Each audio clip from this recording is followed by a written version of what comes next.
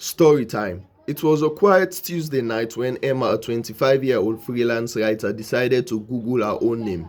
She had done this before, mostly out of curiosity, but this time something strange happened. The first result wasn't her LinkedIn profile or her old blog. It was a news article from 3 years ago. The headline read, "Local woman missing after mysterious disappearance." Emma's heart skipped a beat. The article was about her. It had her name, her photo, and even her address. According to the report, she had vanished without any trace after leaving work one evening. The police had no leads, and her family had given up hope. But there is the thing. Emma had no memory of this. She remembered every detail of her life, her childhood, her job, her friends. She even remembered what she had done 3 years ago. She hadn't gone missing. She's been right here living her life. Confused, she clicked on another link. This one was a forum post from a year ago. The user claimed to have seen Emma in a small town hundreds of miles away. They describe her perfectly down to the scar on her left wrist. Emma stared at her own wrist. The scar was there, just as they described. Her hands trembled as she kept searching. More articles, more sightings, more theories about what had happened to her. Some people thought she had been kidnapped. Others believed she had run away. But none of it made sense. She was here. She was alive. She was fine. Then she found it, a video.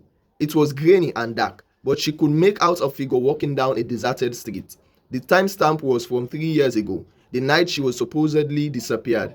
The figure turned to face the camera and Emma's blood ran cold. It was her, but it wasn't her. The woman in the video looked exactly like her, but her eyes were empty and lifeless.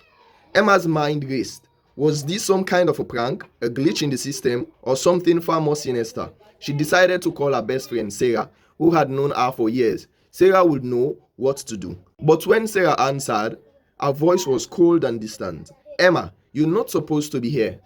"What are you talking about?" Emma asked, her voice shaking. There was a long pause. Then Sarah said, "Emma, you died 3 years ago." Emma dropped the phone. Her mind flashed back to the night she didn't remember. She's been driving home from work when a truck swerved into a lane. There was a crash, a blinding light, and then nothing. She woken up the next morning in her bed unarmed. She'd assumed it was just a bad dream, but it wasn't a dream. She had died that night, and somehow she came back. The screen on her laptop flickered. The Google search bar cleared itself, and a single sentence appeared, typed out letter by letter, as if by an invisible hand. "You don't belong here."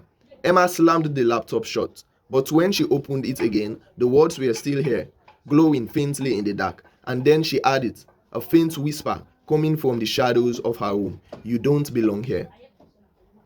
This is the end of the story for now. If you like this story and want more stories like this, please leave a comment and don't forget to share and like the video.